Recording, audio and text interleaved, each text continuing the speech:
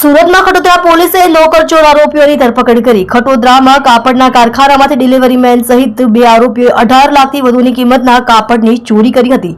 સુપરવાઇઝરે રંગે હાથ ઝડપી પાડતા મામલો પોલીસમાં પહોંચ્યો હતો. ખટોદરા પોલીસે 2 આરોપીઓની ધરપકડ કરી. આરોપી પ્રકાશ પ્રસાદ ગુપ્તા છેલ્લા 6 વર્ષથી ડિલિવરીનું કામ કરતો હતો. 2 વર્ષ પહેલા કામ છોડીને ગયેલા નરેન્દ્ર મિસ્ત્રી નામના આરોપીની સાથે મળીને ચોરી કરતા હતા.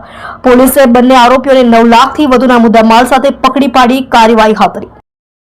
જોડાઈ રહો નવા સમાચાર જોવા આજ કી પુકાર ન્યૂઝ ચેનલની સાથે ડાયરેક્ટર ચિરાગ દરજી સાથે.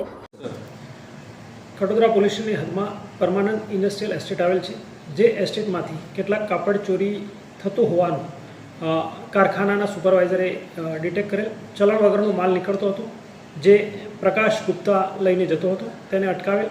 ત્યારબાદ ખબર પડેલ કે આ માલ ચોરી થઈ જાય છે, જેથી તેણે એના માલિકને જાણ કરેલ.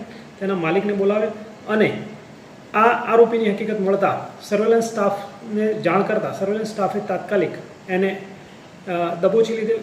ત્યારબાદ ઘનિષ્ઠ પૂછપરછ કરતાં સામે આવેલ કે તે 2-2.5 વર્ષથી આ રીતે નાનો છૂટક ચોરી કરતો હોવાનું કબૂલેલ છે. આ માલ આ જ ખાતામાં અગાઉ નોકરી કરતા નરેન્દ્ર ઉર્ફે ભાવેશને મદદથી માલ બહાર સગેવગે કરતો હતો અને અંદાજિત 17 થી 18 લાખ જેવી ચોરી કરેલી હતી, જેમાંથી 9 લાખનો મુદ્દામાલ પોલીસે રિકવર કરેલ છે. કાયદેસરની કાર્યવાહી કરેલ છે અને હાલ આરોપી રિમાન્ડ પર છે.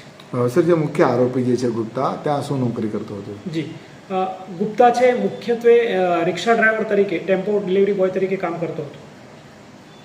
સર, કેટલાનો માલની ચોરી થઈ હતી અને કેટલો રિકવર થઈ ગયો છે? જી, અંદાજિત 17 થી 18 લાખની ચોરી થયેલાનો અત્યારે ખુલેલ છે, જેમાંથી 9 લાખ રૂપિયાનો મુદ્દામાલ કવર કરેલ છે.